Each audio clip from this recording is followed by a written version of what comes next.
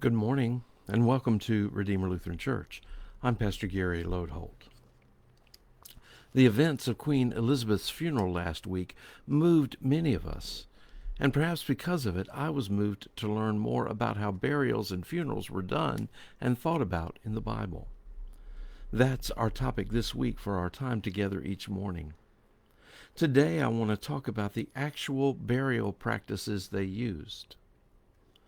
I mentioned yesterday that while the time between death and actual burial is uncertain, most scholars think that it was rather quick, most likely on the same day that someone died. Even today, in these cultures, the time between death and burial continues to be short. Now, let's take a moment and talk about cremation. I don't have a problem with cremation. I tend to think that if God is powerful enough to raise me from the dead, then God is certainly powerful enough to raise me from whatever form I might happen to be in when that day comes.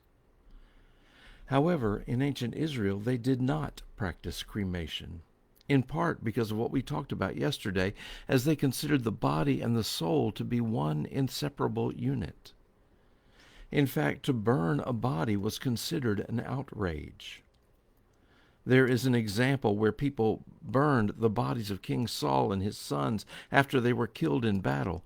But it was such an embarrassment that when the same story is told in a different part of the Bible, this detail is left out. Interestingly, on several occasions, when a king who did follow God's way dies, the Bible clearly mentions a fire being lit. This fire, however, wasn't to burn the body, but was lit nearby the body to offer burnt offerings and incense to God. If we bury a body today, we most often put it in the ground, but in those days a burial place was often dug out of a soft rock or making use of small natural caves. Usually the entryway was small, and once inside the door, on the three other sides of the cave were ledges where bodies were laid. While we don't like to think about it much, these tombs were often common tombs, used by many families for generations, so there was often a box or a place to put the bones of those who had died long before in order to make room for new bodies to be laid on the ledge. This box was called an ossuary. Typically, there were some personal items or some pottery placed with a body, which some speculate meant that they had some sense of life after death where those things would be needed and used. The rich often had a new tomb dug for themselves, while the poor used those common caves that had been used before. You might remember that when Jesus died, his body was placed in a nearby tomb that had been hewn out of the rock. Joseph of Arimathea is a likely candidate to be the person who had had the grave dug, but the Bible never tells us that. The very poor couldn't afford the expense of owning and maintaining tombs like these, and so, like many of us today, they were simply laid in the ground, and with the exception of kings, there is no record of burials inside a town.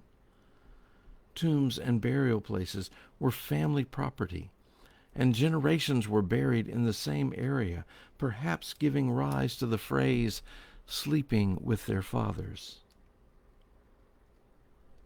I remember in Israel the day we went to visit the site of Lazarus' tomb. This was the brother of Mary and Martha, the one whom Jesus raised from the dead and called out of the tomb. This was a natural cave, and we entered through the small door and started down. This cave was deeper than most, and when we finally reached the bottom, we found a small room-like area with a shelf carved out of the rock.